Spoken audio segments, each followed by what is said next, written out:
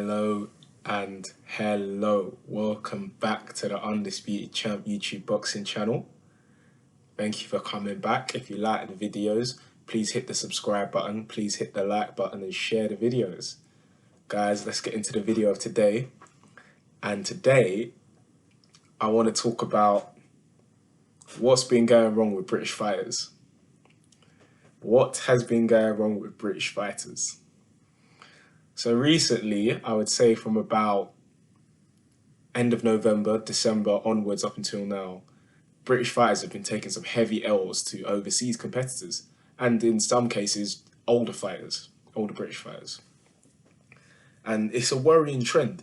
It's a very worrying trend. And if I go down the little listing of big fights that have taken place recently and the L's that have been handed out, it's not looking good for us at all.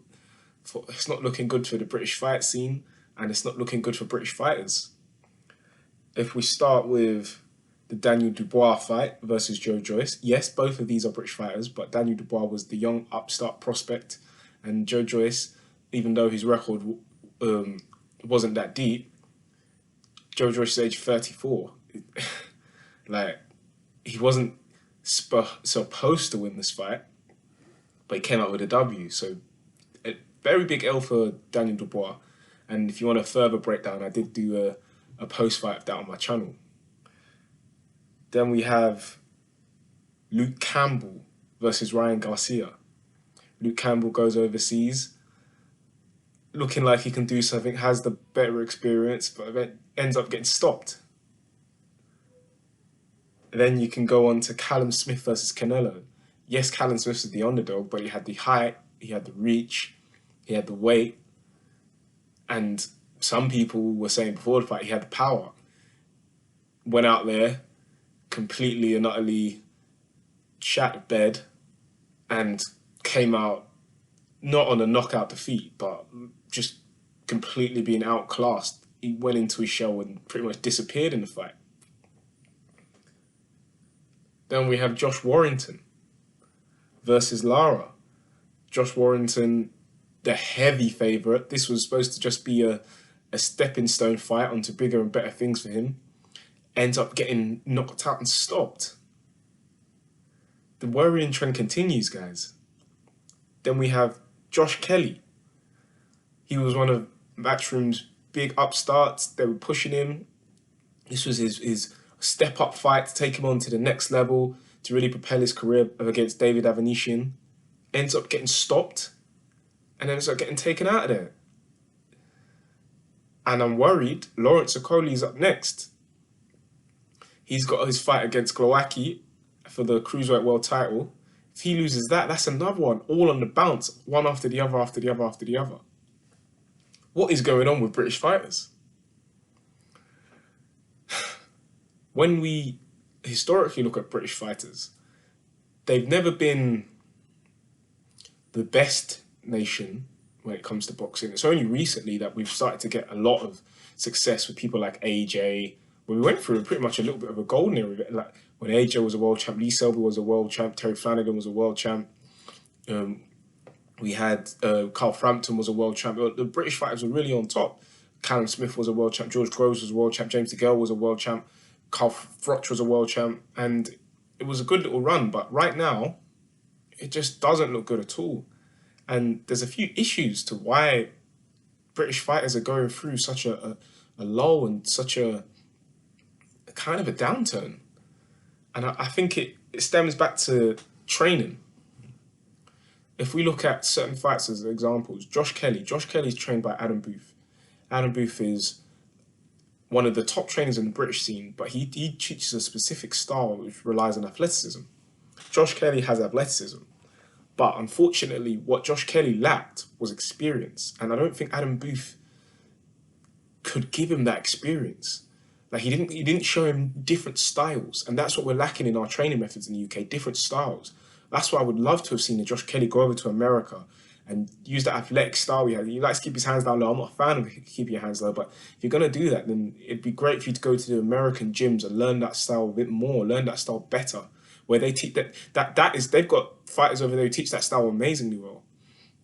And Josh Kelly just didn't have enough wrinkles to his game. He has the hands down style and athleticism moving his head, just not enough. So what happens when you need a jab? When someone's coming straight at you, where was your jab? Josh Kelly was cut, didn't know how to deal with adversity. I think he saw the blood and was scared, a bit frightened about what was going on. First time he'd been properly cut and hurt, and eventually tucked it in, and Avanesian stopped him. They had to throw in the towel.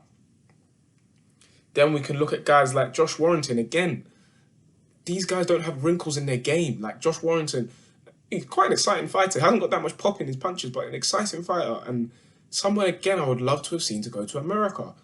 I'm not saying America is the only place in the world where you can pick up new styles, but it's definitely a place, like America has been known to be the top nation for professional boxing in the world. And if you want to learn these new styles and be ready for them, it's somewhere you need to go, or at least go to Eastern Europe. That you can't base your whole boxing career in the UK. You need to see different styles.